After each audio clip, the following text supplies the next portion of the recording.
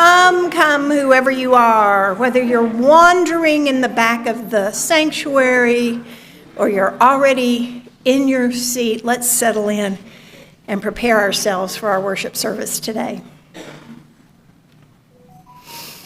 And you might even think about silencing your cell phone.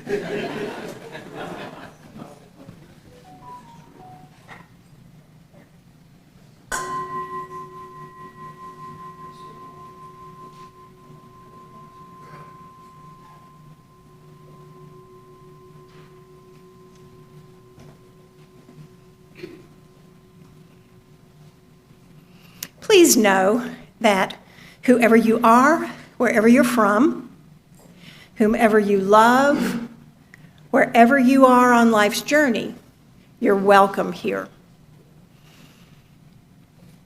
Welcome to San Gabriel Unitarian Universalist Fellowship. Whether you're here in the sanctuary or watching at home, whether you're here with us for the very first time or for the 1,000th, we're glad you're here. My name is Molly Hornbuckle. It's my honor to be your lay leader this morning. I believe that Bill and I may be among the longest tenured members in the room right now through the COVID shutdown and all of its difficult repercussions. But we value this place, and especially the people who are here. For me, good church, which I think we are, seems impossible to do alone and too important to not do together. San Gabriel is a member congregation of the Unitarian Universalist Association. We are a movement working for a just, peaceful, and sustainable world. Sustaining each other here in community is one part of that work. Join me in reciting the words as I light our chalice. We light this flame to remind us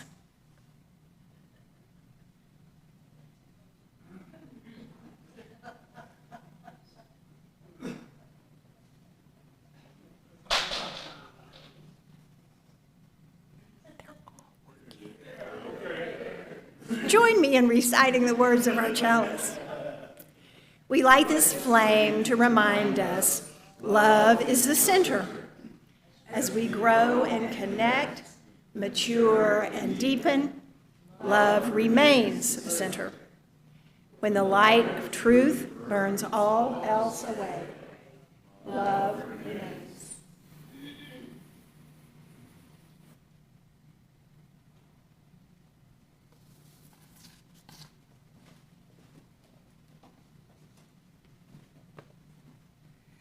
Good morning.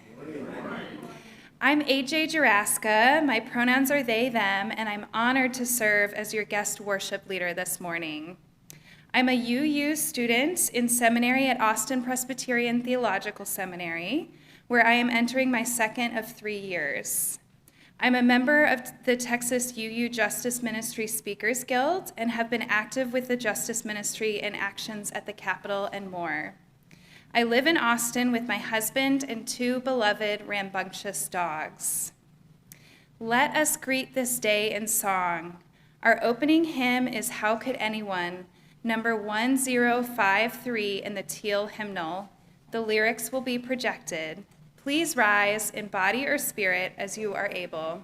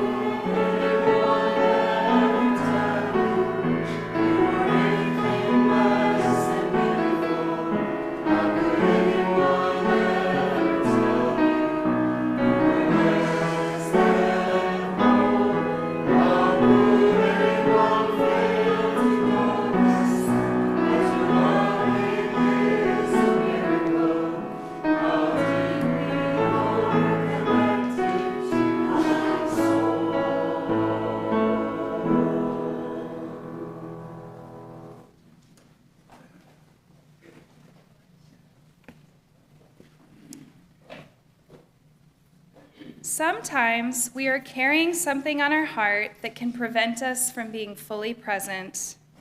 Here in this community, our sharing of these things with each other is medicine, is healing. Like all good medicine, it must be concentrated and potent. Aim at 2 strong sentences. So, if you are carrying a sorrow on your heart right now, I invite you to share.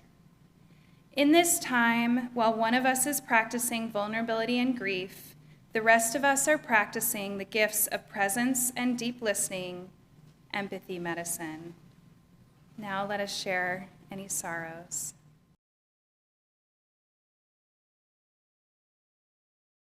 Now it's time for our Wonder Box. Can someone bring forth the Wonder Box? Thank you. I hope you took the opportunity to investigate it back there at the Wonder Table this morning. So there's an object in the Wonder Box, and that's one clue. Thank you so much. Let's see if it makes a noise. Yeah, it makes a little noise. Sounds small, hard. The guess, there's also a written clue, and this week's Wonder Box clue is neither he nor she. And the game is to guess the word that these clues are pointing at. So if you're not curious, just remember you're just refusing to play. So any guesses about what might be in this box? Or what the word might be? Yeah. Them. That's a great guess. Very close. Yes, what's your guess? Non-binary. That you got it. You got it. Excellent. So today's Wonder Box word was non-binary, and I'll open up the box and show you what the thing was. Oh, it was on the black side, and the inside of the box is black, so I couldn't see it.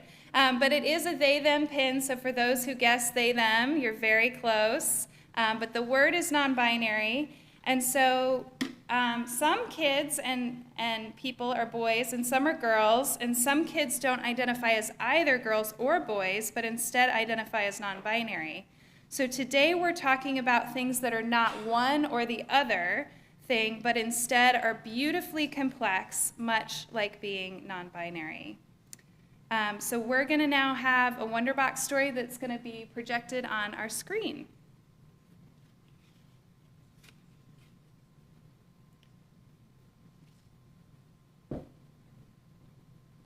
This book is called Who Are You? The Kid's Guide to Gender Identity.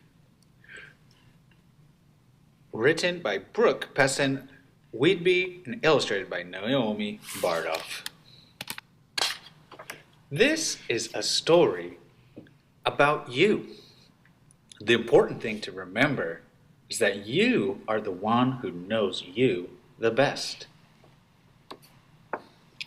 When babies are born, people ask, is it a boy or a girl?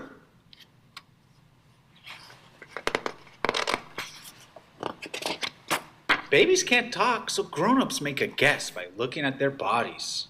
This is the sex assigned to you at birth, male or female. Sometimes people get this confused with gender, but gender is much more than the body we are born with. As babies grow into kids, they start to know what they like and don't like. This is your personal expression. What you like, how you dress, and how you act. There are so many ways to express yourself. What you like can even change as you grow up, or even from day to day. What do you like? Do you see anything here?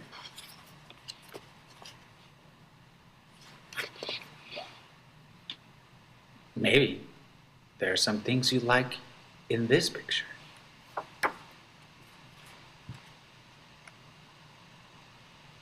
Kids know a lot about themselves. They know who they are by how they feel inside. This is your identity, who you feel like inside, who you know yourself to be. This can also change as you grow up or change from day to day. Your gender is just one part of your identity, one part of what makes you, you. Some people may say there are only two genders, but there are really many genders. You may say that I am a girl, or I am a boy, I am both, I am neither, maybe I am just me. You are who you say you are because you know you best. For some people, the grown-ups guessed right about their body and their gender. This is called cisgender, when someone's identity matches their sex assigned at birth. For some people, there are more than just two choices. These are just a few words people use. Trans, genderqueer, non-binary, gender fluid, transgender, gender neutral, agender, neutrois, bigender, third gender, two-spirit, and there are even more words that people are using to describe their experience. This is called the gender spectrum. There are lots of ways to be a boy. There are lots of ways to be a girl. There are lots of ways to be a kid. Be who you are, because you know you best.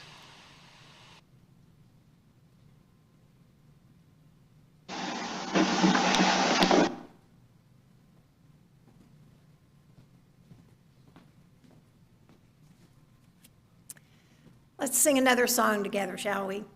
This one is called We Are a Gentle, Angry People.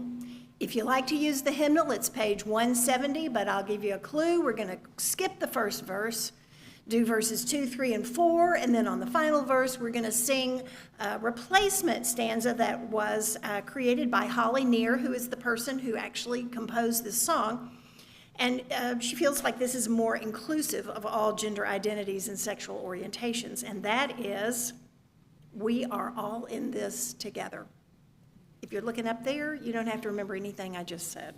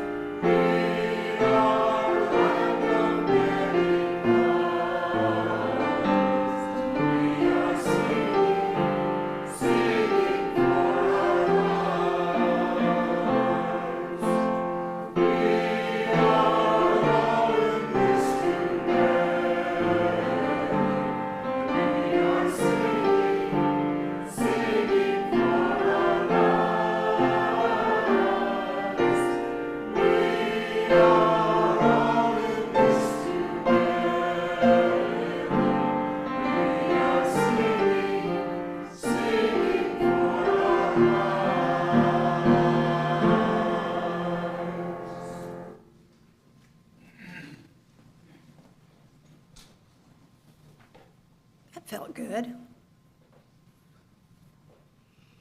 I invite you now into a place of deeper stillness and reflection. Our reading is from Aluk Vedmenin, who uses they-them pronouns, and is an internationally acclaimed poet, comedian, and actor. Please listen. I could come up here and give a keynote about how my community, a small, invisible minority of people, are being targeted. I could request for support and care from a presumed majority of straight and cisgender people. But I'm not interested in speaking about these laws as targeting a minority. I actually want you to know they are targeting you too. These anti-drag laws, which are descendants of the cross-dressing laws, impact all of us. Transphobia has never been just targeting trans people. It targets anyone who is presumed to be disobeying society's idea of what a man or woman should look like. It feels very surreal to have to only speak about this as a minority issue, when essentially what these extremists are trying to do is deny freedom and self-authorship to all people.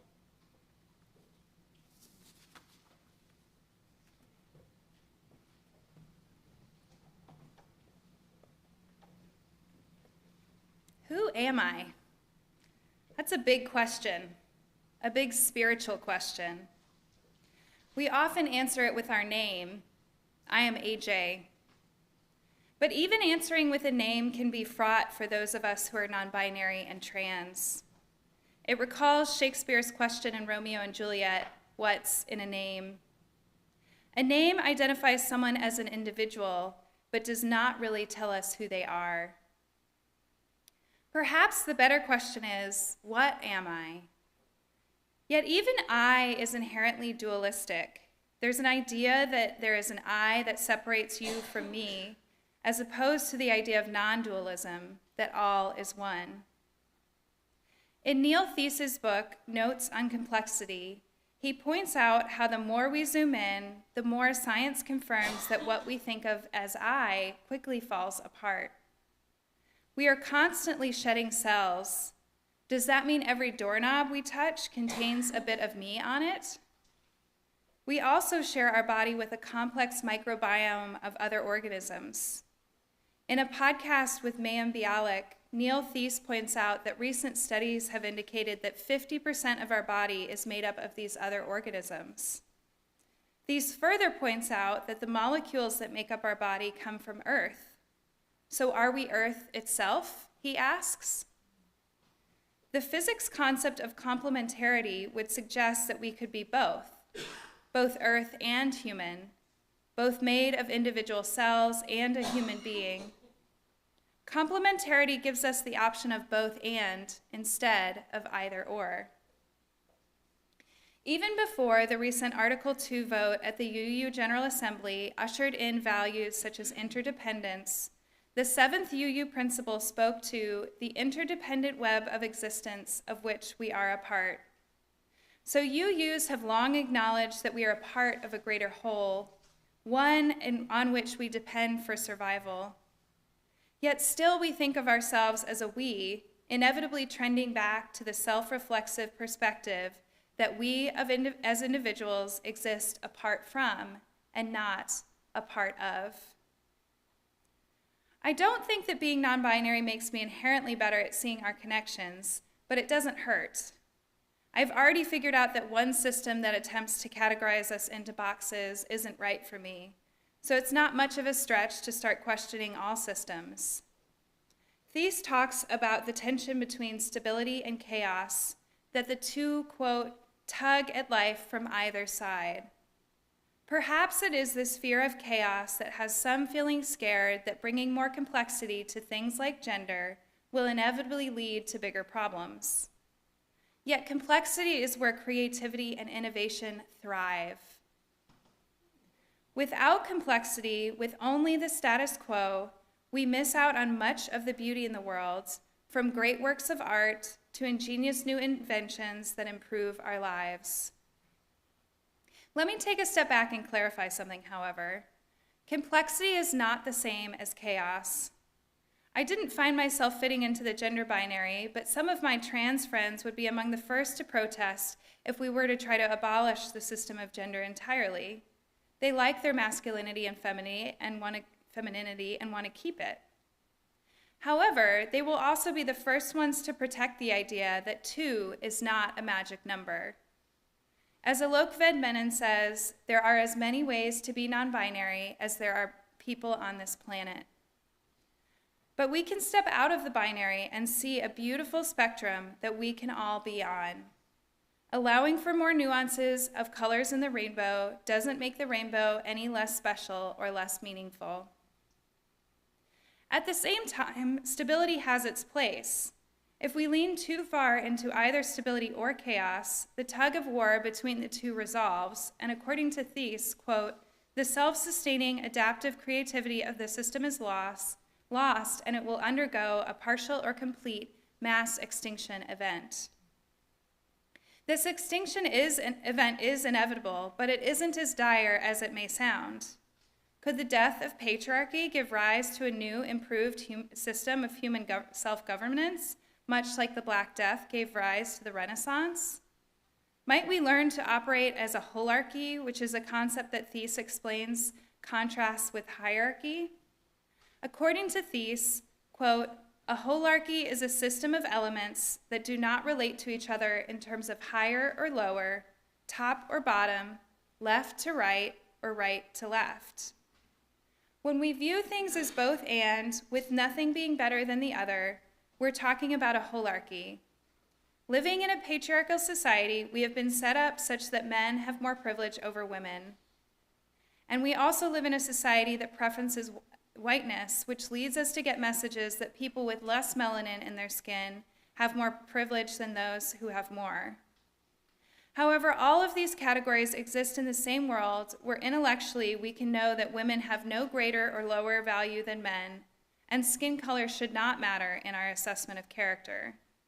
We can hold these truths at the same time, both the status quo and the vision of the world as we wish it to be. That is complementarity and holarchy. So why is it so hard to take in that there are more than 2 genders, especially when, as Ved-Menon points out, our salvation is tied together? Why is it so hard to use they/them pronouns for people like me?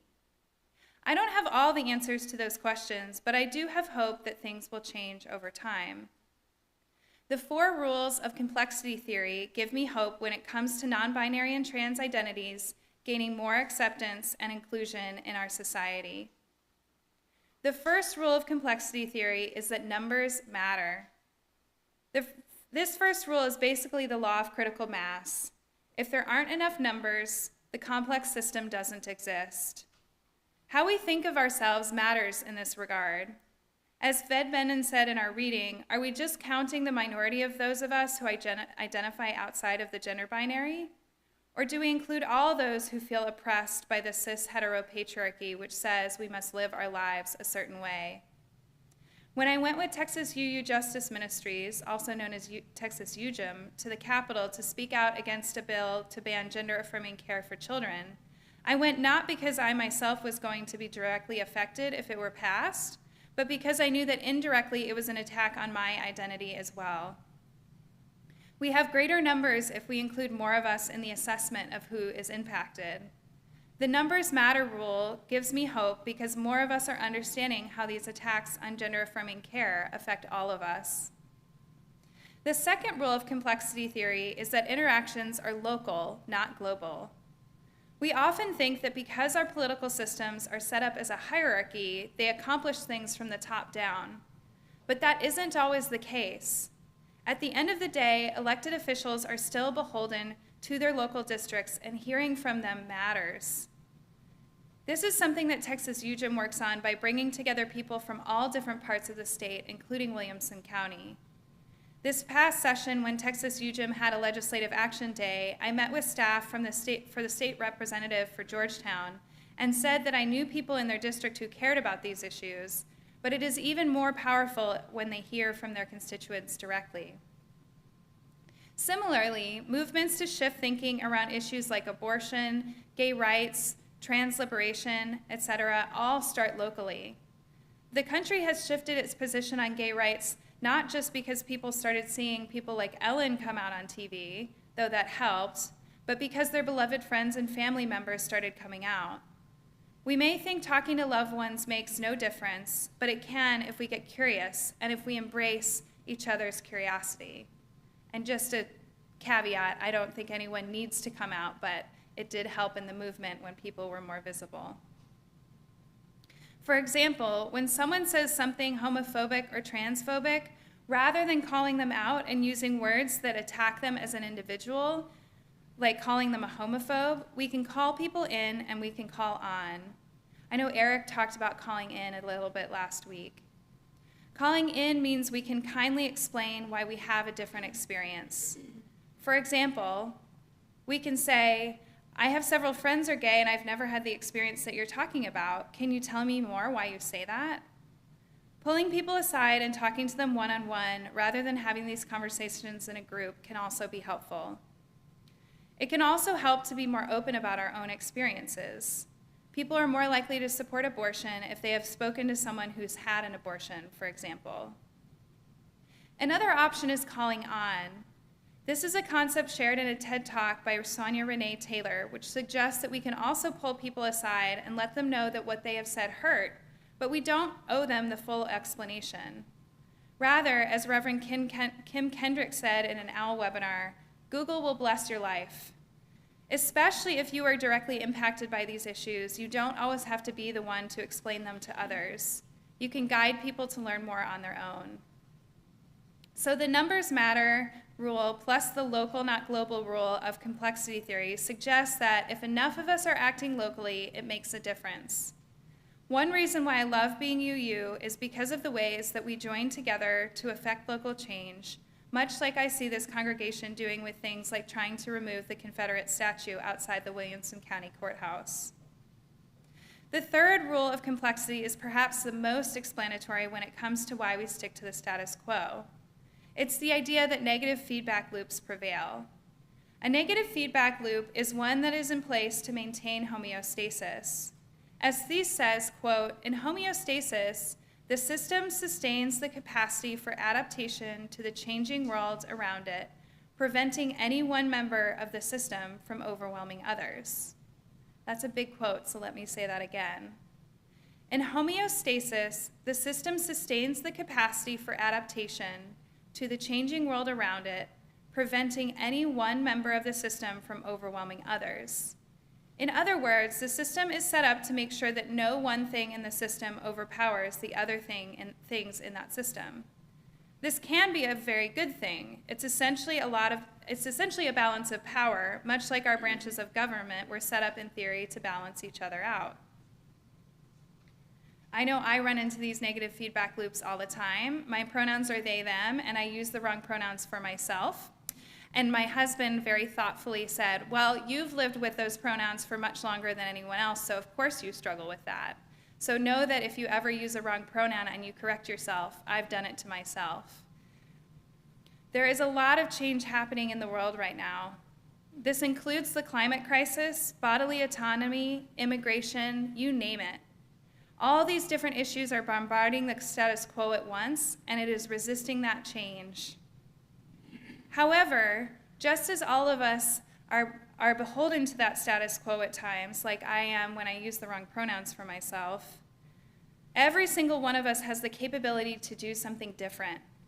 For example, when it comes to getting more comfortable with gender diversity, try practicing using they, them pronouns on your own. You can do it while folding laundry, making dinner, or driving your car.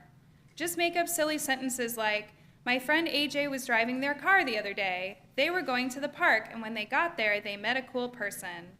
The cool person gave them a flower, and they took their new flower and went back home, and so on.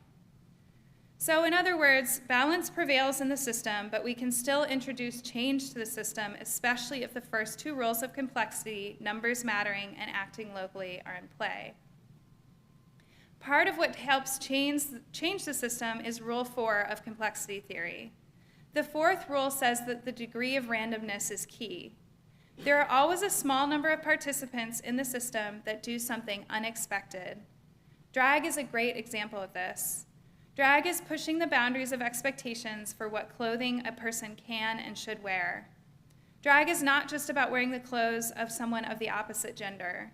It's about playing with the idea of gender and who can do what. There are all sorts of drag because of this play. Having this kind of creativity in the world gives rise to new ideas and innovations. For example, seeing people explore what authenticity means in the drag world can help us explore what authenticity means in our own world. We often think that authenticity is the antithesis of the unexpected. However, when I was discussing this sermon with your pulpiteer, Eric, he posed the question, what if authenticity is the proper source of the unexpected in human cultures? What if we are our true, authentic selves, we bring beauty to the world that may show up as random, but in fact is exactly what the world needs? This takes us back to where I started. The question, who am I, can easily sound like we're talking about a list of things, like I am a human, I am non-binary, I'm a dog parent, I'm a pickleball player, I'm an INFJ on the Myers-Briggs and a 4 on the Enneagram. However, these ways of understanding who I am are what is called self-reflexive consciousness. They are us reflecting on ourselves, where we are the subject and there's a dualism at play because we are defining ourselves as separate from others.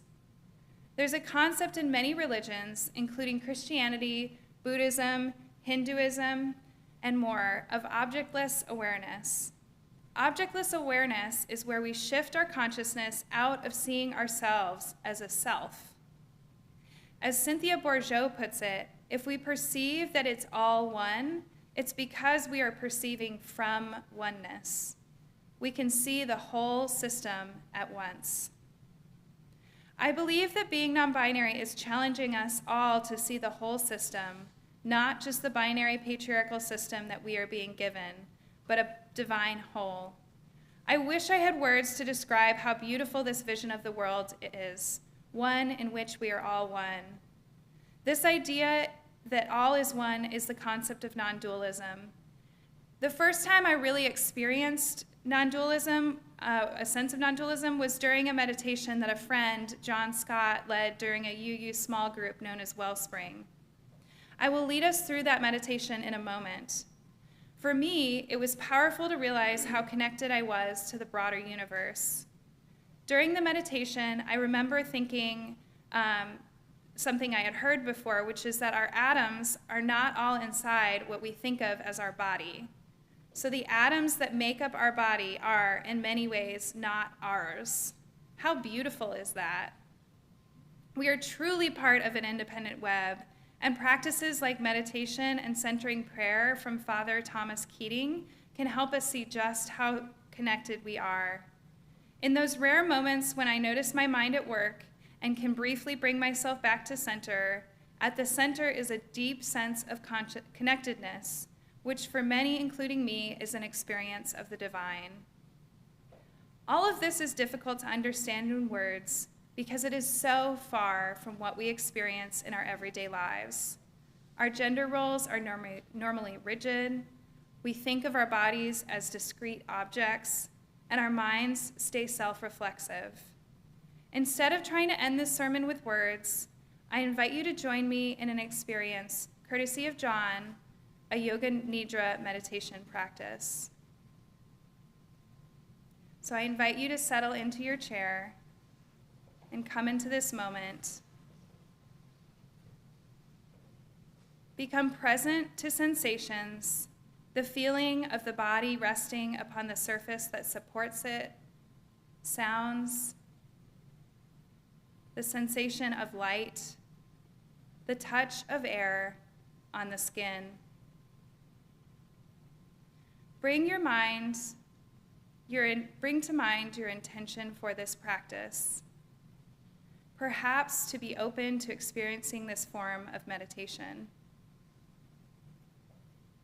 Your intention for this practice may be a part of a larger intention for your life, maybe a heartfelt yearning for spiritual practice, or inquiry. And take a moment to welcome what we might call an inner resource of well-being and ease, a deep knowing that you're on your own side, that you're safe with yourself. Bring your attention to the body and to the sensation of the jaw, mouth, ears, eyes, forehead and scalp, shoulders, arms, the sensation of your palms and fingers, the sensation of your entire torso,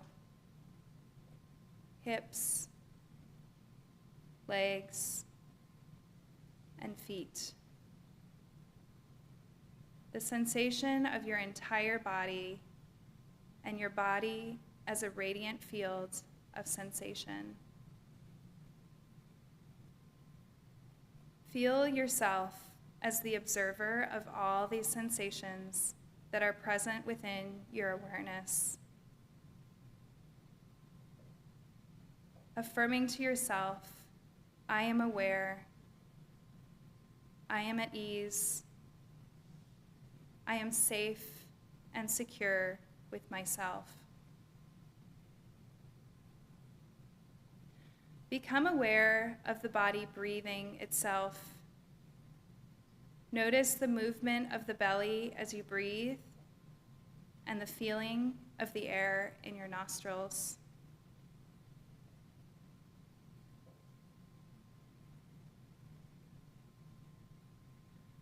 Without trying to change or fix anything, just notice any emotions or thoughts that may be present.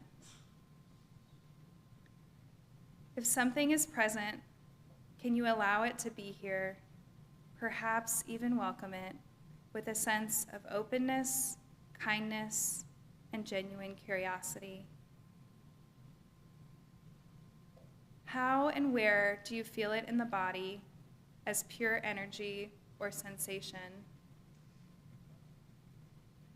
Affirm your inner resource, a felt sense of well-being and ease, a sense that I am safe and secure with myself. Now notice yourself as the observer of everything that arises, sensations, breath, emotions, thoughts, images. Take a moment to experience yourself as observer. And then let the edges of this observer soften into observing.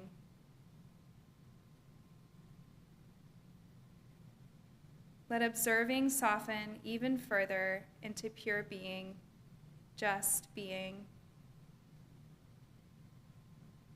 Notice how there may be a feeling of deep peace or equanimity, or the joy of being alive that just naturally bubbles up from the ground of being. Feel back into the spacious awareness in which all of this arises. Let the skin soften. Feel how the space inside your body and the space outside your body is the same continuous, undivided space. An ocean of spacious awareness that gives rise to the world of form. And feel yourself as a unique expression of this mystery.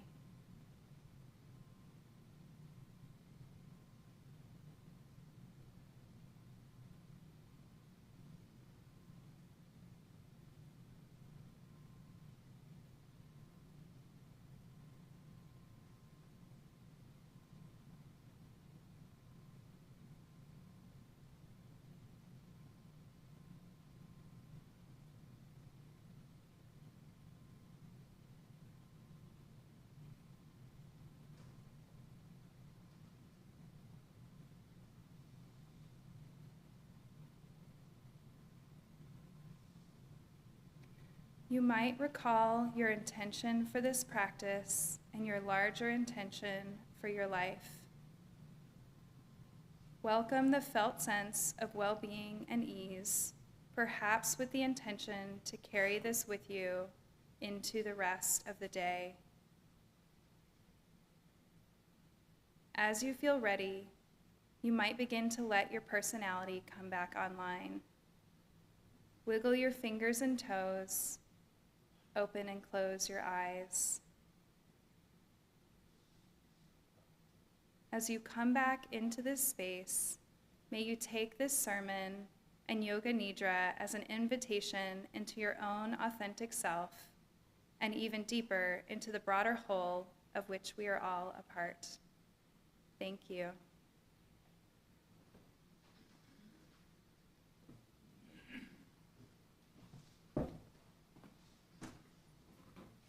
Thank you, AJ, for the words of challenge and the invitation to authenticity. Appreciate it.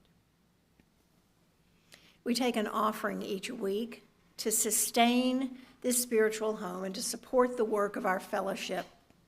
If you're visiting, we invite you to fill out a visitor card and either put it in the basket as it passes by or drop it off at the welcome table in the back. For offertory music, we have God Will Take Care of You, performed by Gene Olson. The offering will now be gratefully received, and we thank you.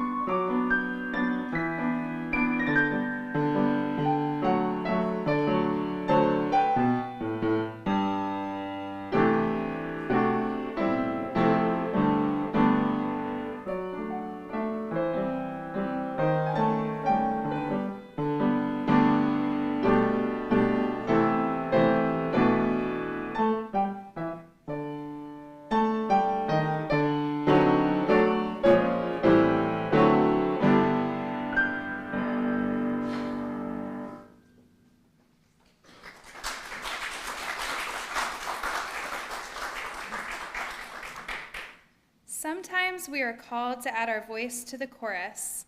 Sometimes we are called to speak aloud the message resonating in our hearts. Our words are medicine. Please keep the medicine potent and leave space for all. Aim at 2 strong sentences. If you are experiencing a call to reflect, respond, or resonate with today's message, please raise your hand for the microphone.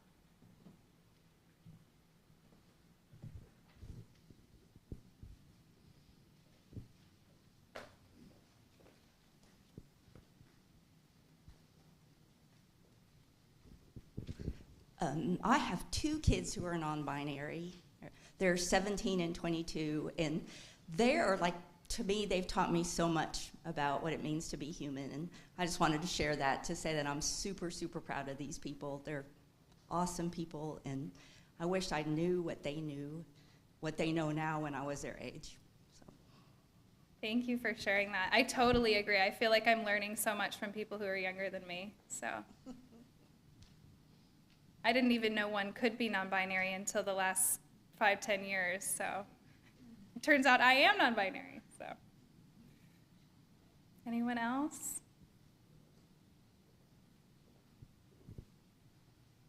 Thank you. If you are called to share an announcement with your siblings, now is the time. Thank you. Oh, sorry. Now is the time. announcements?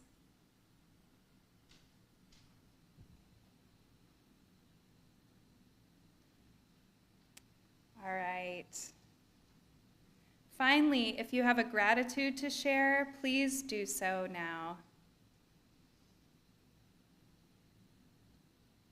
Hush says, I love you. I was supposed to do it during the gratitudes. Sorry, Hush. I did it during the joys. Yeah, spread love. That's great. Thank you. Oh, yes.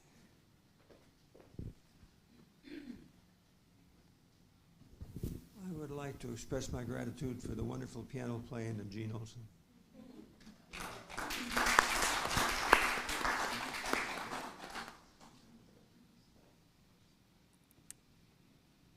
You need to notice her earrings.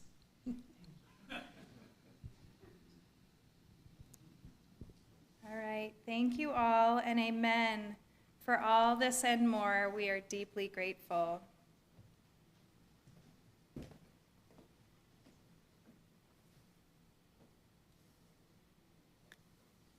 As we prepare to return to the world, we remind ourselves through our affirmation to carry our work from this place to every corner of our lives.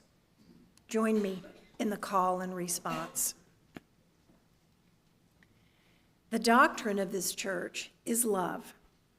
We are here to love. The quest of truth is its sacrament. We are here to love. Service is its prayer. To dwell together in peace. We're here to live in peace. To seek knowledge in freedom. We're here to honor our differences. To serve humanity in fellowship. We are all connected in spirit. To the end that all souls shall grow in harmony with the divine. We are here to grow. Thus do we covenant with one another.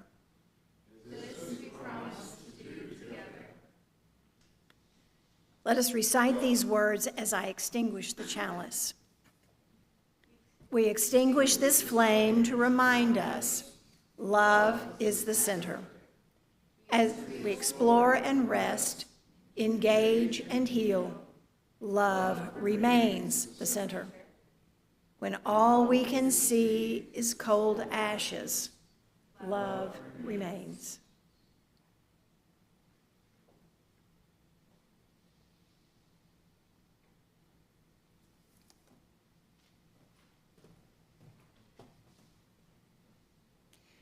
May you find the divine whole in your beautifully complex, authentic self. Go in peace, and blessed be.